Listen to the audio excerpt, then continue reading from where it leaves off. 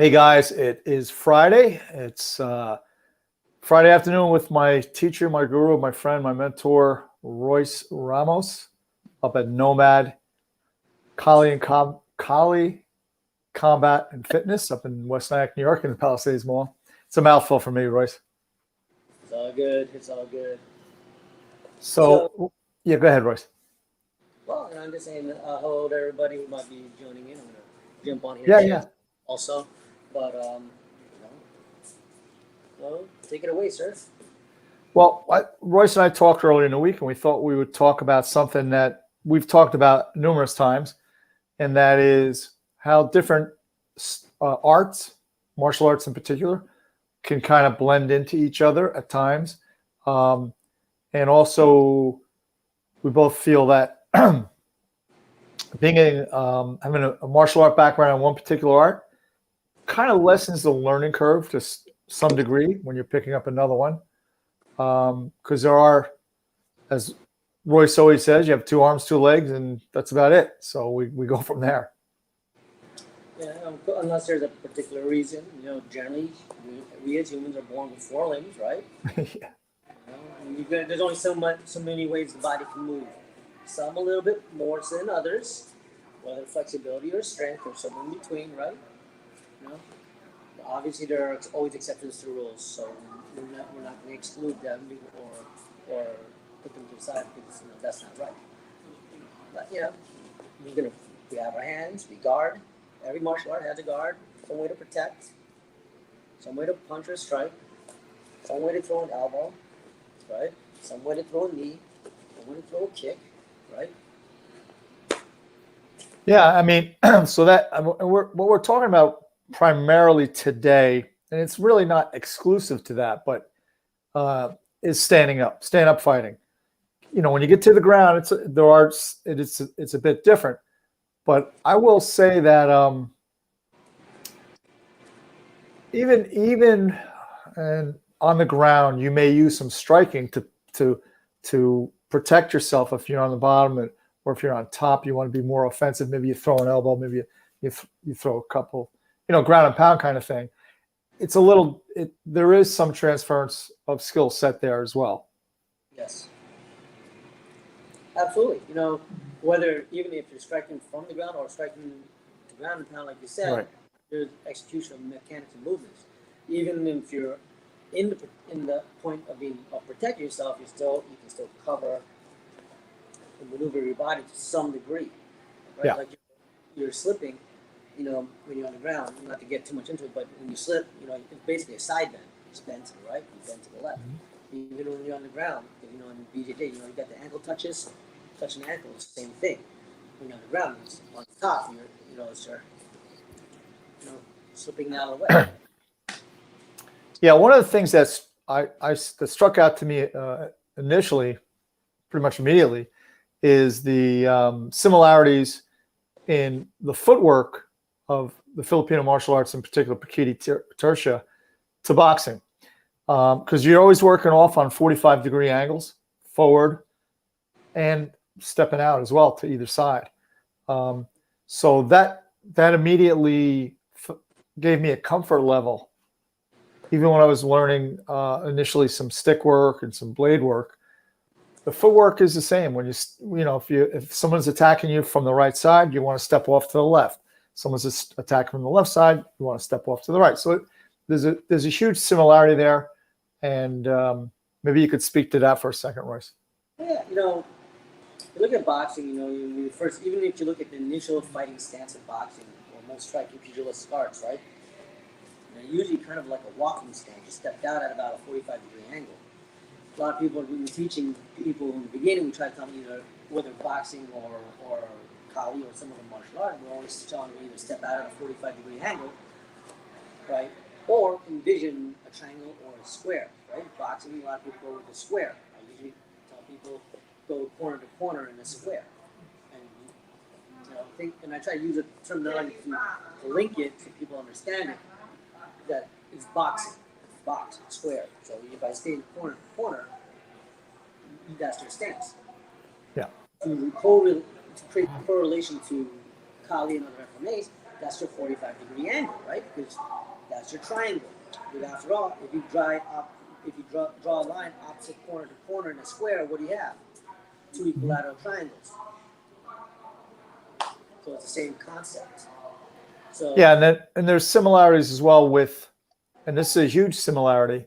When we parry in boxing, so essentially you parry with your right hand if a left jab's coming, and you parry with your left hand if a right hand's coming. It's the same thing. So in FMA, maybe it's the only difference might be, or not might be, but is that it is a weapons-based art. So you may hook in the same motion that you would parry a left jab, but you may hook it now with the back of your blade and pull out, and then parry with your left hand and come up with a blade. So, but it's still the same mechanical angle. The angles remain the same, and the concept's the same. You want to intercept and counter. So either in boxing we intercept and then we fire back with a punch. In Kali, you intercept and you may trap or use your weapon. Correct. So as we're talking in our striking arts, right, there's always going to be some form of deflection or movement. So even we talked about the drill, the catch and jab, right? The jab and Yeah. catch, jab and catch, jab and catch, right? So when you do it, you should be jab, catch and slip, jab, catch and slip, jab, catch and slip. We have these techniques where the catch and jab on this is utilizing a lot of techniques, such as Sabayan. Sabayan. Most people don't recognize it with the blade and the strike with the puño. The other person is usually when they on the feeding end, they're thrusting and then they're catching here. So they're still the same technique, right? And real quick, just confirm you can hear me all right. Because I know last week the audio. Yeah, you're pretty good. You're pretty loud. I mean, not loud, but you're fine. Excuse me. But even in the catching, right, we have the parrying, right? We slap it away. We could hammer fist it away. We could hack it away. We could inside hack it away. Similar techniques, right? If you have a glove, you can use a pad, right? If you use a boxing glove, and they kind of use the glove to hook it and throw the hook. Same thing. If we're talking a weapon like a knife, I can hook and thrust, right? Or a car grip, I could hook and slash, which is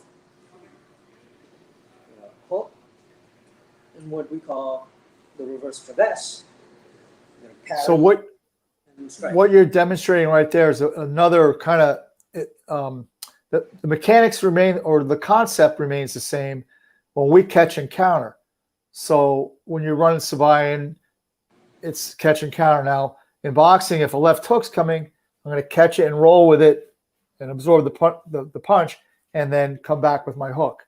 Or if there's a right hand, I'm going to come back and then come back with the right hand. So it's the same concept. The mechanics are a little bit different because we're not doing any circular movements, but the attribute or the concept remains the same.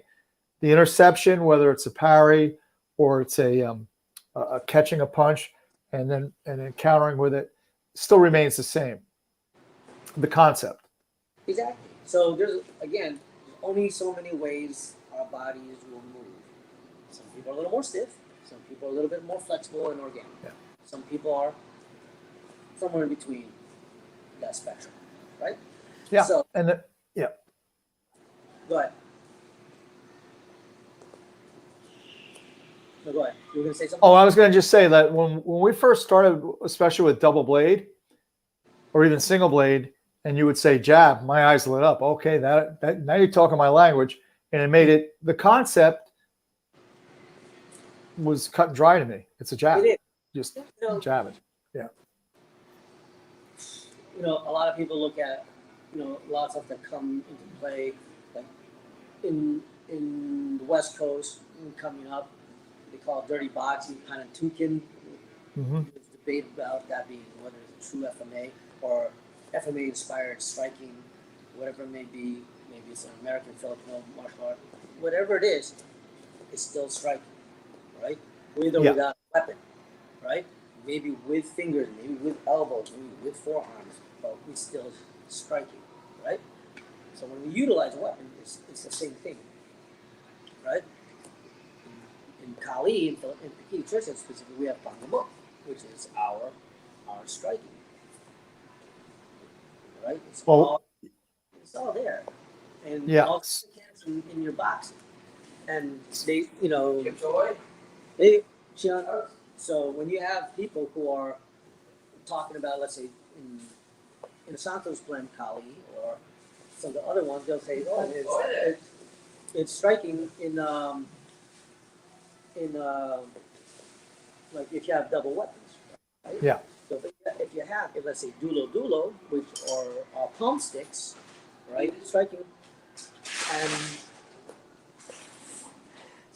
or you could utilize a knife, whether it's blade. So when you're throwing our striking, you can with your jab, just the same. Jab, the knife, right? Hook, right? Uppercuts, right? It's all the same. Whether it's blade forward, blade reverse, right? Right? Or opposite, blade forward, blade reverse. So if I'm throwing jab, and then there's a thrust in there. So the techniques overlap. I mean, body mechanics overlap. Yeah, I mean, even empty hands, when we talk about a jab, well, obviously, again, when we look at self-preservation skills, you're not going to walk around with gloves and hand wraps on, but you can still throw the jab, and now you throw an eye jab, and you're looking to get the guy in the eye or your attacker. So interestingly enough, before I began my journey in Pakiti, a couple of years ago, I read a book called Fight Like a Physicist, and it's written by Jason. His last name escapes me at the moment, but he's actually a physicist. He's a real life physicist, but he's also a competitive MMA martial artist. And the book, it's an easy read. You read it in a day, but it's really cool because he breaks down so. For instance, when there's a knockout, what actually occurs in the skull to create a knockout? So one of the more interesting chapters I read was a chapter titled "You Don't Die Like You Do in Hollywood," meaning if you take a gunshot wound, you're not going to fall forward, and that's just not the reality of it. Anybody in LEO or military knows sometimes it's multiple rounds before you can put someone down. They don't fall back. It's not a big dramatic scene. But that said, in that chapter, he starts talking about the Moro tribe in the Philippines and how early, I think you probably know better your history than I do, but in the early 1900s, when the Americans were there and we were fighting the Moros, that's when they discovered they need a bigger caliber weapon, because the Moro tribe in general were taking like 14, 15 shots before they were, neutralized. Yes. And how this all ties into the boxing is that, but we also learned at that point in history is Filipino panantukan or dirty boxing. Because up to that point, if everybody remembers, gentleman Jim Corbett, and Jack Johnson, and most of the guys back early on stood there like this. This is how they box. I'm sure we're all familiar with this pose. And that was because that's how the British carried their quarterstaff, their weapon, a long weapon. So they had their hands in this position. All right. I'm trying to get it right. But anyhow, you get the point. You remember all this stuff. That's how they used to fight. So now when we went and we were in the Philippines, we saw that they fought with their hands in what we now know as a traditional Western boxing. Instead of being out here, they were in. And that's because why, Guru? Why were their hands in closer? Well, remember that leaving your hands out leaves them as targets, right? So if anyone who's ever done FMA know that there's a drill or technique called defanging the snake, right? Where the hands generally are the targets for striking. I'm a big proponent for defanging the snake because there's a lot of benefits to that. Now, regarding that, if you leave your hands out, I'm going to smash them, or I'm going to cut them, or grapplers are going to grab them, right? Yeah. I could still grab and enter and go into a clinch or half clinch, or tactical clinch. I can do that from the hand if I time it right, if I see an opening. So I don't want to leave my hands out for someone who does judo, jiu-jitsu, or aikido, or Mhm. Brazilian jiu-jitsu to take my hand and freaking, yoke me up. It's not going to be good, right? Right. So, yeah. I think what he also mentioned in that chapter is that the fact that we used to stand there and fight like this is because the quarterstaff, Yeah, but the Filipinos had shorter bolos. They had the sticks, so their hands, they were more in a chamber position closer to the body. And the other thing too, about interestingly enough, about this whole thing we're talking about now with the Filipinos in particular, is if you look at Manny Pacquiao, most of the Filipino boxers are southpaws because you start with your right hand with your stick and your right leg forward, which is a southpaw boxing stance. And most Filipino fighters, like in particular Nonito Donaire, are very adept at transitioning from a conventional boxing stance right into a southpaw stance because they've worked both sides of their body growing up in the Philippines, working both hands with sticks or penatukan or whatever it might be. They're, traditionally more adept at switching from a conventional stance to a southpaw stance. Exactly. And, one moment, I'm going to put something together. So while I wait for Royce to come back, so yeah, that's the reason why, like Manny Pacquiao is southpaw. You could basically walk up to any, middle school kid in the Philippines, hand them a pair of rattan sticks, and they're going to be able to perform to work. When we work, right? If you look at how we have to hold double sticks, you don't always have to hold the double sticks like this and whatever. A lot of times, when you do this, your hands are here. Now, if you're dealing with multiple opponents, that's not good because I can still get hit here, here, and here. So when I have my hands up, so I can strike back, I go back to my load, which helps protect me from behind. So look what it looks like, right? Yes, absolutely. Right? I can still jab if I want to. Yeah, so essentially you're in a southpaw boxing stance. Right? I can go switch from right to left, moving this way to this side, right? So right. I can maneuver these movements. So I can parry, right? So I can do all this, but same thing.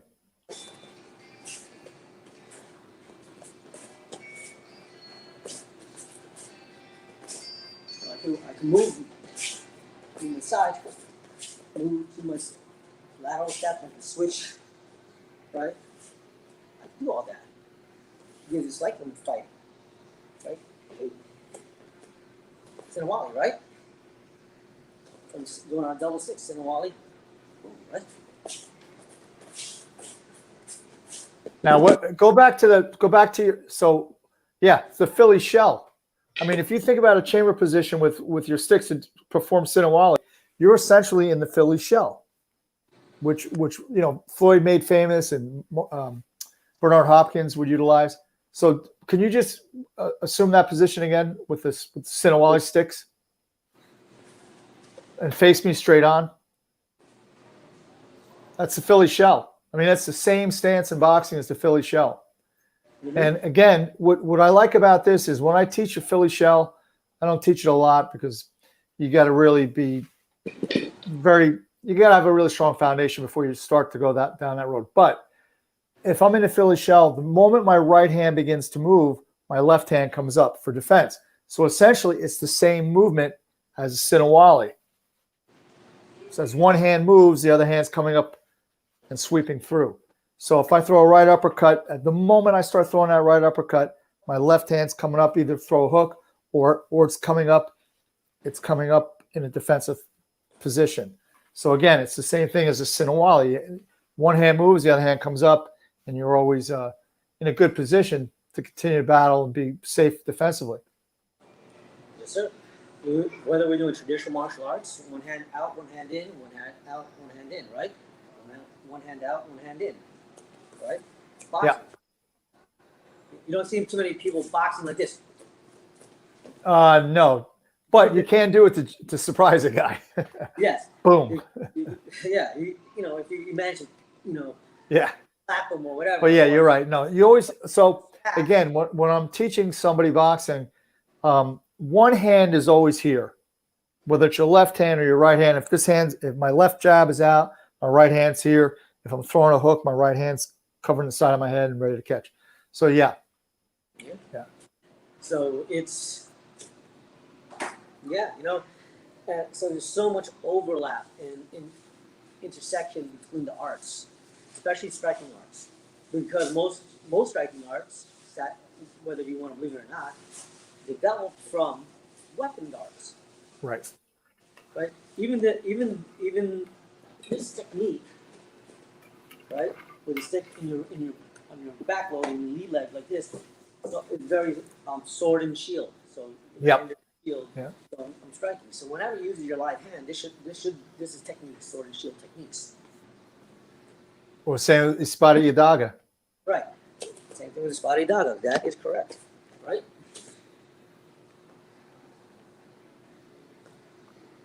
Right. That jab, parry, and thrust and jab are all there. So same thing here. So you're jabbing like parry and shield, right?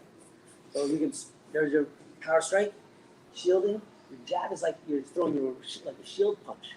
Yep. Those Kima or studied old fighting styles, right? You use shield bash or shield punch depending on the size of the weapon. If it's a smaller buckler, you can punch with the edge of the buckler. If it's a bigger, taller shield, you can shield bash. So strike down and protecting and counter strike, protecting and counter strike. Yeah, in fact, my good friend Bill Brown, who was a SEAL, Navy SEAL, SEAL Team 8, they're exposed to so many different things in their training, and they did get some knife training, and he specifically said they were taught that this is your shield. And again, it makes sense. If you take a wound to the back of your hand, you can still fight. If you take a wound to the front of the hand, you might have a problem. So they would have this hand here to kind of shield, and then kind of. They were more into the thrusting, but sacrifice. Obviously, I would rather not get cut. No, I agree. But I think in their world, it's a little bit different because it's a fast fight. Exactly, but when you have no other recourse, right? This is a better option. So there's contention. Like you look at for instance, you take the elbows in Pangamut from Pikiti Tursa. We have all these types of elbows, right? So we're doing this, and my shield comes up is this way. Right. My hand is nice and framed to my head. I can take that impact. If it's out here, it's going to smash me in the head. So we frame it here. Okay. So with these motions, right?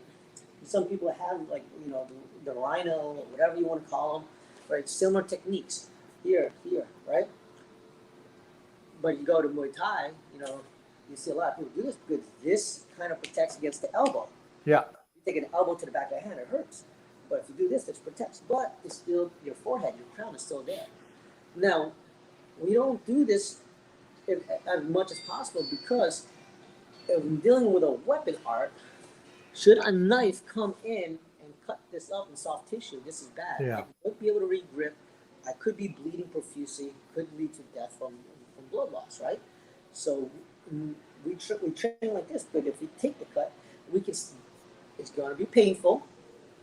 But my arm is not debilitated that it becomes useless. Right. I can still grip a weapon if necessary because these muscles and tendons are still intact. It's hard to get to the artery from the back where you have the radius and all overlap each other. It's hard to get to that artery. So a number of things. Again, shield. Yeah. Right? And essentially, that's the same thing we do. There's a right hand coming. I'm just rolling back and putting my shield up here, catching it off my glove. Left hook's coming. I'm just going to roll this way.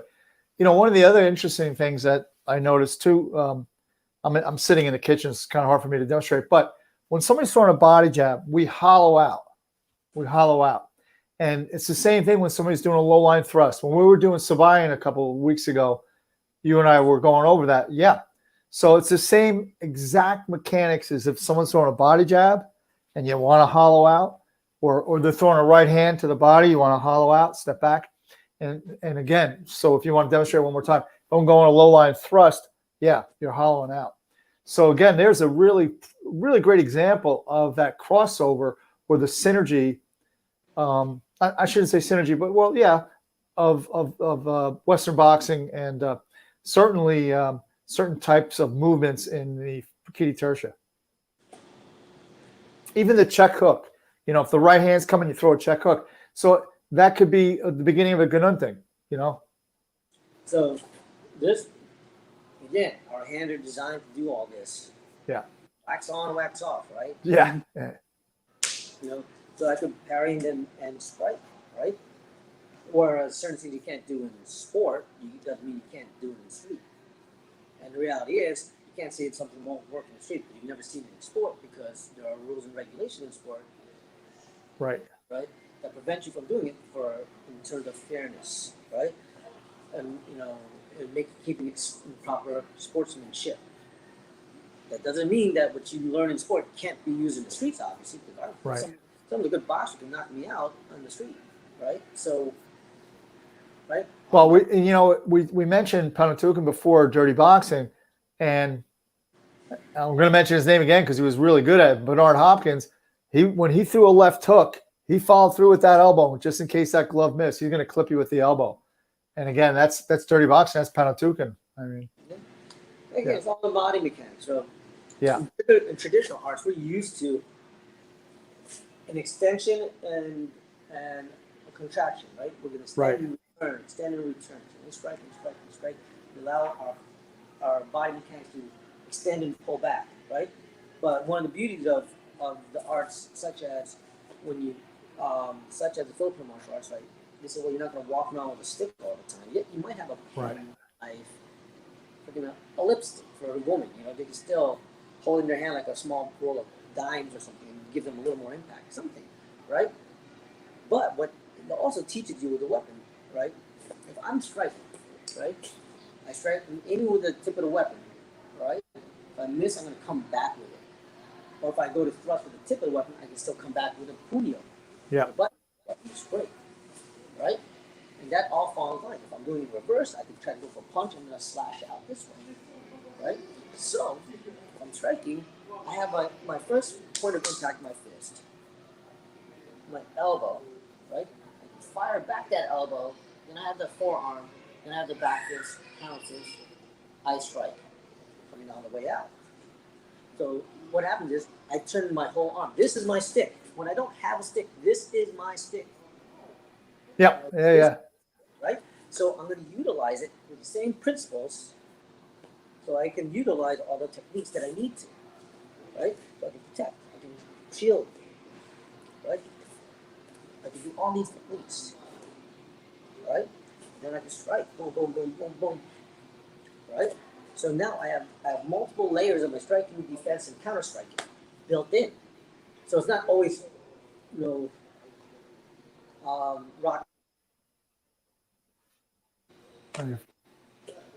Yeah. Oh, no question. And I want to go back to the sensitivity drills. Sticky hands or sabayan or any. It's really this. So we learn in boxing that if I'm touched here, I'm fighting on the inside. I take a shot to the right body. I'm going to come down and catch it, and then I'm going to ride up and throw the uppercut. Right. So that's a boxing form of a sensitivity drill when we're doing pad work, and I slap you on the side, you catch it, and you follow through with a shot right away. So again, sometimes we get hung up. There's a certain thought, sometimes not all the time, that the drilling doesn't really serve a purpose, but it does, because that's the reason we do it. You're learning an attribute. Someone's at my front door. Can you? I hate to do this, but Go for it. Yeah, I'll be right back. Do me a favor while I'm gone. Take 30, whatever time I'm gone. Just demonstrate some basic Panatukan. Absolutely. Okay. So, all right, everybody. So I think Beth is getting the door. All right. So going back to the drills. So regarding drills, right? And I'm a big proponent for the drills. The drills and everything, right? All right. 40 pounds of fury. You have like we mentioned it once before. Forms, right? Right. I refer to them as platforms. They're a base structure of movement that helps us train and drill proper techniques, right? It's a movement drill. Right. So particular art, or certain arts, they say we don't do forms here, but they do movement drills. Semantic Yeah. Well, thing, right? mhm. Doing pad drills or sensitivity drills, right, helps you learn these attributes, and we like to call it to become unconscious Competence. competence, unconscious competence, right? I call it, you know,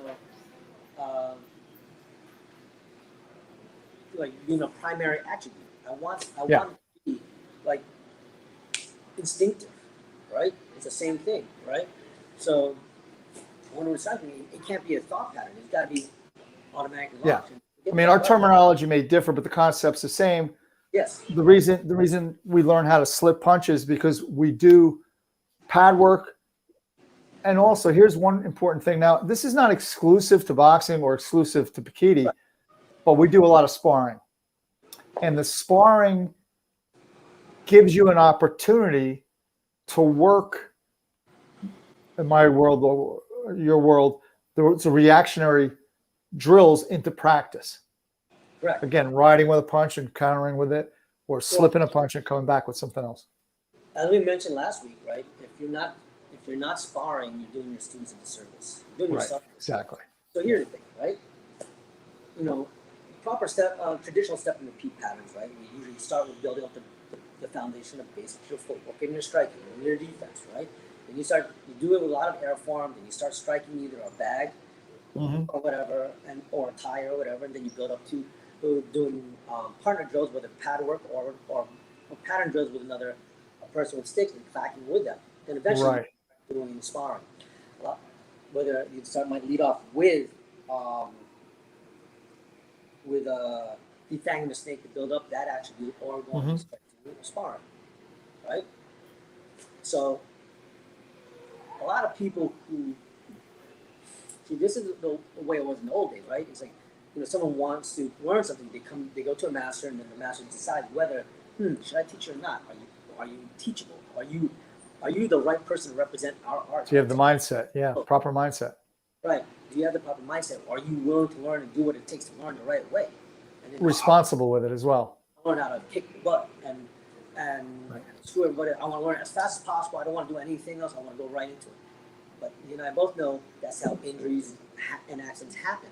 So you can't really do that all the time, right? So there's a method to the madness, as I like to say. So when we're doing this, right, I don't care who you are, right? You're doing your pad drills, not sparring. And if you do sparring without the pad drills, you're going to get rocked. So it's the reality, right? Same thing with sticks. If you're not doing these sensitivity drills, right, you'll be surprised at how much that comes into play. Not always necessarily in sparring per se because of rules and regulations. However, in terms of self-defense, right, it's another thing, right? Because in self-defense, there's certain things you train for self-defense that you don't do in sport, right?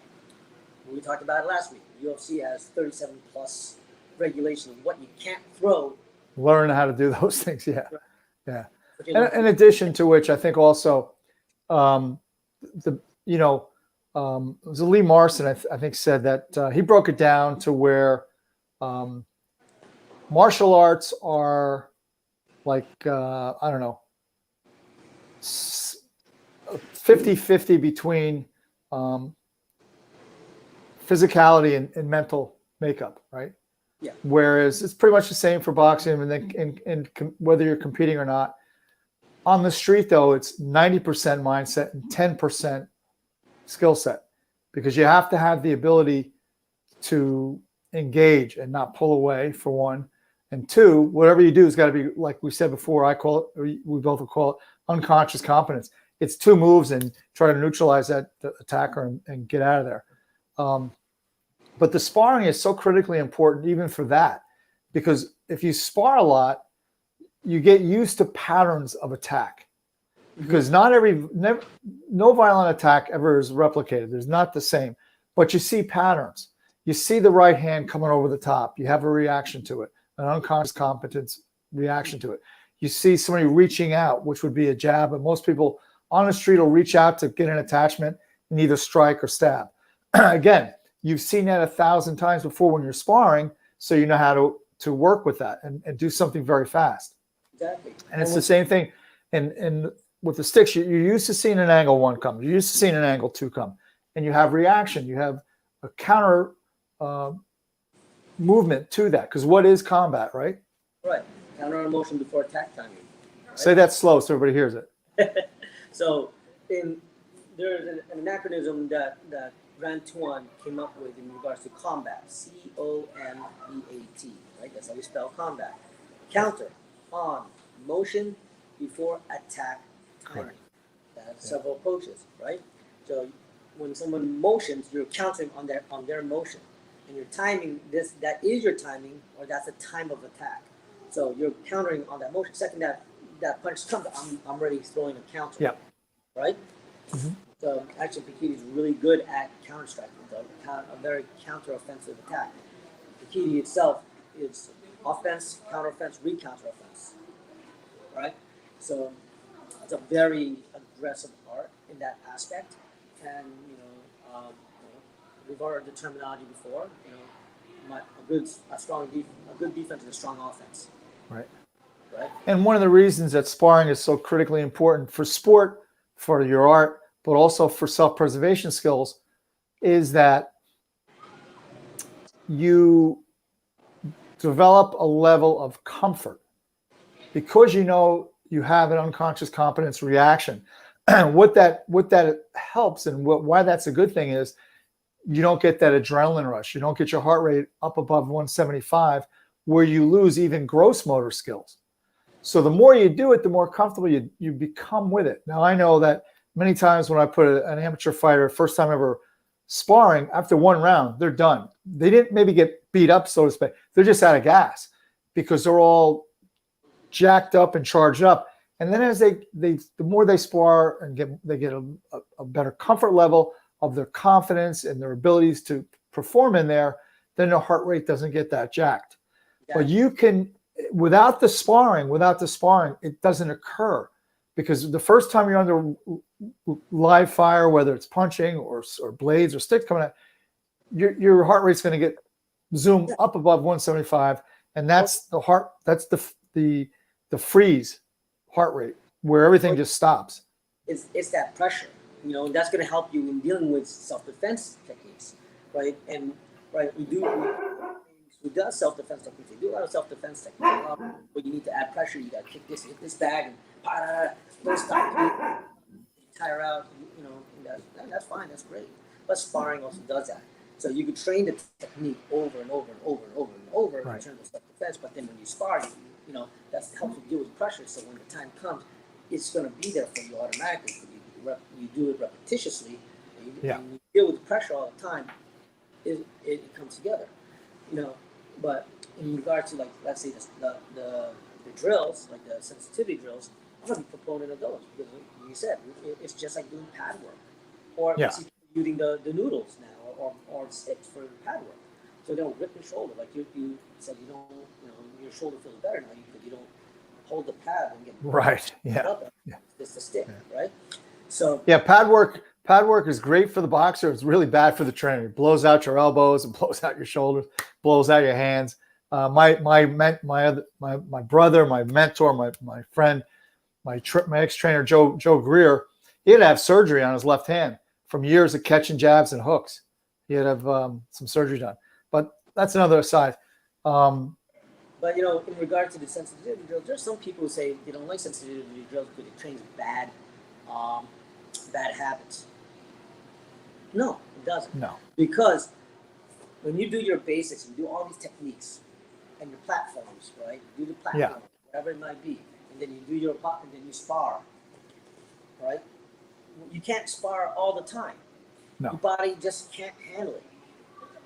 Plus, you generally most people have to go to work the next day, and if you have a professional job, you don't want to look like a bloody mess in front of a client, right? So, or look like you look like trash. You get a sword. We have a thug. He's a street fighter, or whatever. No, you don't want to look bad in a professional setting, right? So there's a number of reasons, right? So if you're doing the different, Everybody, you got to remember that the school is up in the Palisades Mall, so you do get some 3-year-old intruders every once in a while. I guess maybe they see this and they come running onto the mat real quick. So, yeah, go ahead. But these sensitivity drills are the glue that stick that Yes. keeps it together. Yeah. Right. Well, well, there are a ton of different sensitivity drills. Whether you're doing like high box sombrada drills, right? Whether you're doing Sinawali drills, whether you're doing Sabayan drills, whether you're doing tap drills, aka Dakapi Puño, aka Puño Sombrada, right?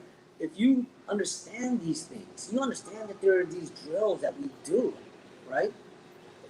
And then you start linking them together. You start combining the drills together and knowing how to switch off from one thing to the other and start bridging them together. This is how you start developing your skill set. And same thing with boxing. You're not going to just go jab, jab, jab, cross, jab, jab, jab, cross, right? You always want to have at least 3 strikes that you train really well, and then some, right? So one of the things in very basic pad work is rolling under a hook and coming back with a 2-3-2. And you do that with your trainer, and you do that with your trainer, and you do that with your trainer. And then one day when you're sparring, a hook comes rolling and you throw a 2-3-2. You didn't think about it. That's that unconscious competence, that motor, that neural pathway. There's a term we like to use: neurons that fire together wire together. So when you roll out and go 2-3-2 for literally thousands of times and under real fire, when that hook's coming and you come under and you go 2-3-2, it's not the frontal cortex, it's the wild brain. It just happens. And that's why we do our sensitivity drills. That's why we do our drills. That's why we do our pad work, our noodle work, whatever it may be, Sabayan.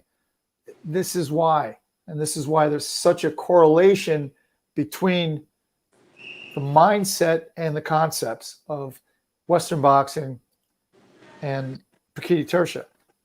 And again, it's not exclusive to these two arts. I mean, there's so many crossovers with Western boxing, obviously in Muay Thai, any striking skills, whether they're karate or whatever, very similar. But the concepts are always the same. I don't care what martial art it is, even rolling. You want to hit and not be hit. That's the basic premise, right? And again, if anybody, I don't know if we spoke. I know you and I spoke about it. I don't know if we did last week on the podcast, but anybody who wants to see a really great example of a check hook, replay the Canelo weigh-in, or the press conference with Caleb Plant. With Caleb Plant, they got heated. Caleb Plant went to either strike with his right hand or reach out. Canelo instinctively just stepped off and threw a check hook and cut him under the cheek.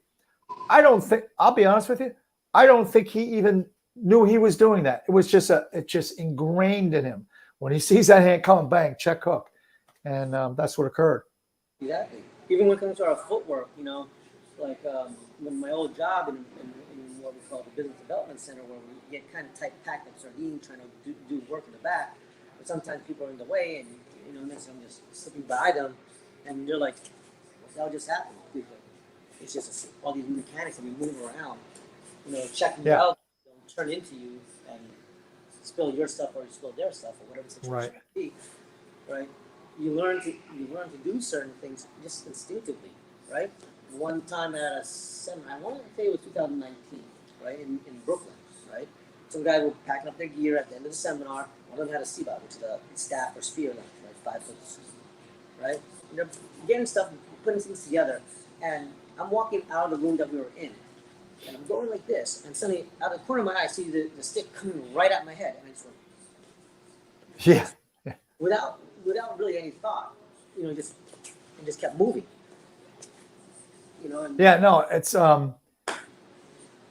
it can happen in things that aren't really like, say, all of a sudden you look up, a car's coming at you and you can spin off like you're avoiding a punch or a kick. I'll wrap it up with this. 3 or 4 years ago, I was coaching a college hockey game in New York here, and the game just began, and the puck came flying around the glass and was coming right at my head, and I rolled with it, and the puck just went flying by.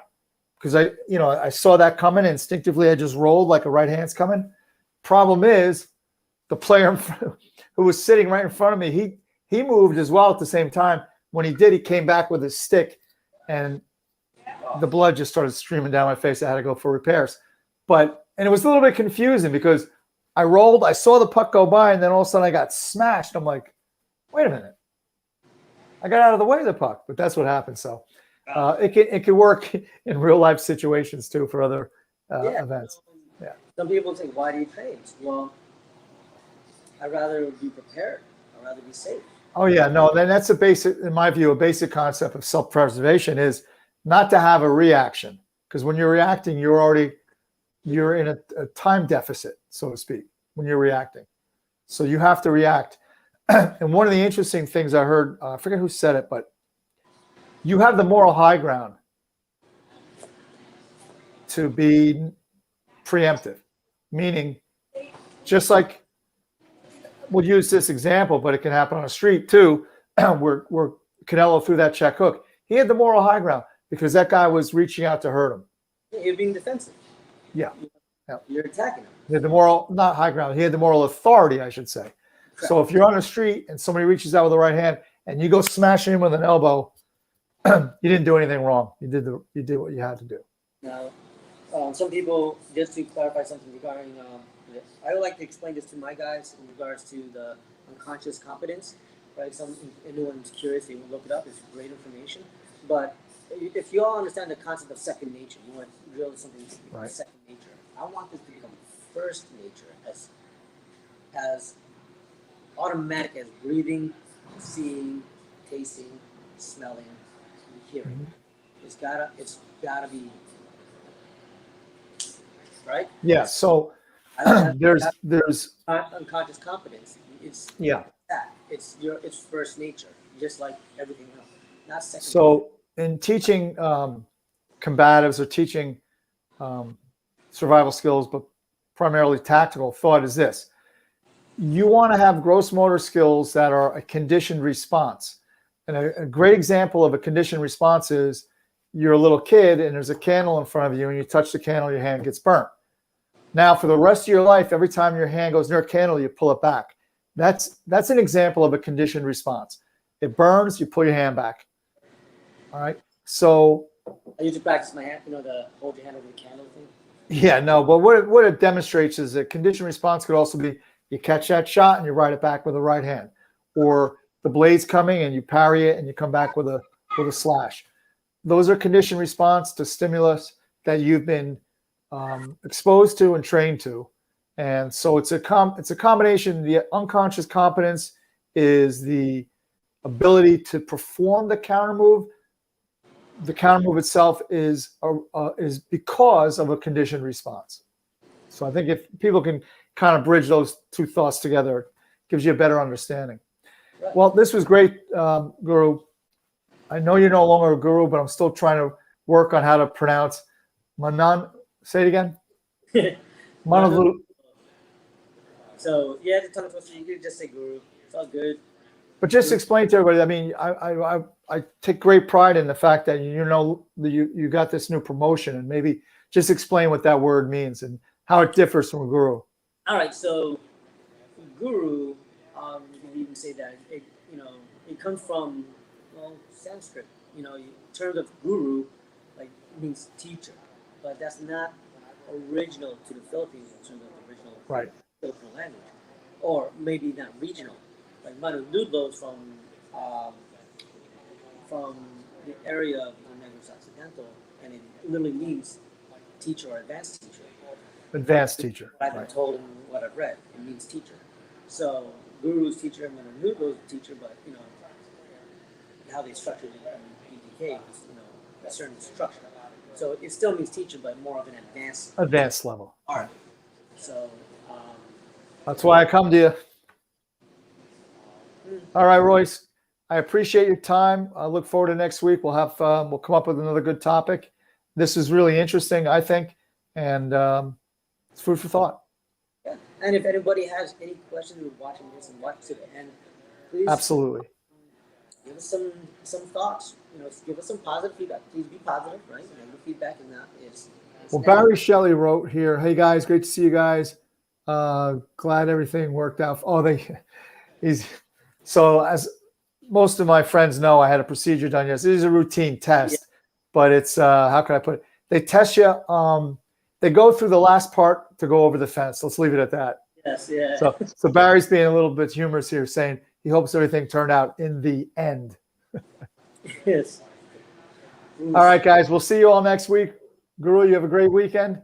You too, Mark. Take care. Thank you for always being, a proponent of us. We like it. We appreciate it. Thank you for all your knowledge and your friendship.